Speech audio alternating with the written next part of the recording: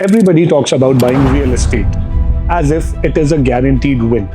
But the truth is, most of them are either guessing or hoping for the best. If you don't want to end up with a hole in the bank, you need a system to filter the noise. After years in the market, I've narrowed it down to the 4P framework that separates the smart investors from the lucky ones. So whether you are an end user or an investor, these 4Ps are going to help you to get the right property every time.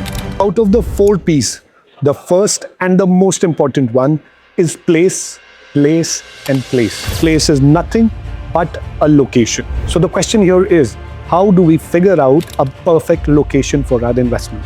To figure out a good location, look for proximity and connectivity. Look how well is your location connected to the main arterial roads, how well it is connected to the feeder roads. Check how closely you're located to a nearest mall, school, hospital, metro station. Connectivity and proximity brings in convenience, which drives today's demand. The second thing that you need to focus on is policy. Read about what the government plans to do over there. Is there a zoning structure in place? What are the future projects or infrastructure projects the government is planning to do over there? Is your property a commercial, residential, or a mixed-use property? Study the urban development plan. Study the master development plan of a community. For example, Studio City, Expo City, Academic City are just some locations where the government has defined a policy. Therefore, learn more about government policies because policy gives direction. Look for potential in a location. Look what is coming next. What are the new communities coming around? What developers are planning their new projects in that particular area? Study and gather data. Analyze the population trends, analyze the rental yields and capital appreciation. Try to see if there is a pattern that you can recognize. Understand and study the microeconomics of a location. A growing microeconomy guarantees capital appreciation. If these three things align, your location is not just good, it's strategic.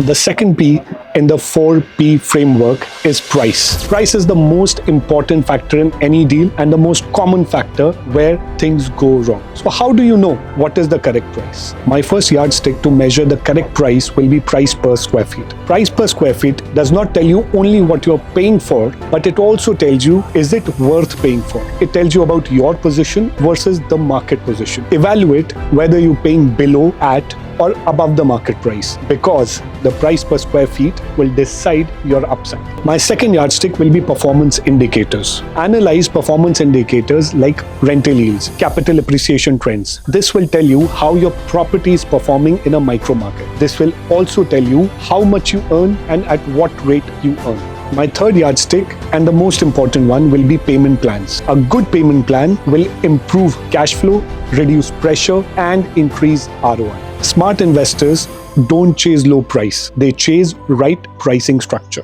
The third P in the 4P framework is the promoter of the project. Basically, the developer who you trust with your money. Gauge the popularity of a developer. Is it a brand people trust? Do end users prefer it? Is it easier to resell one over the other? Find answer to these questions because these answers will help you in understanding why one brand performs better than the other. Understand the scale of the project.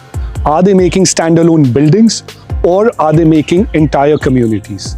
Are they giving you standard amenities or are they making concept-driven master plans?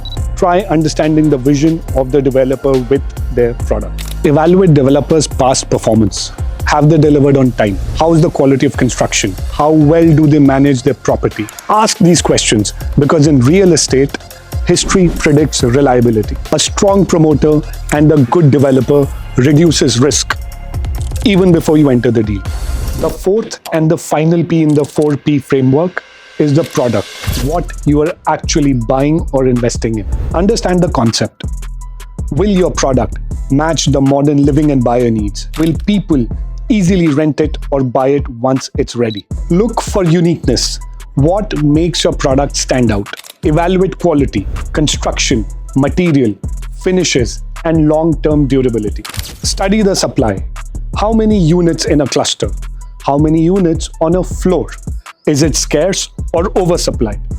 Remember, scarcity drives value.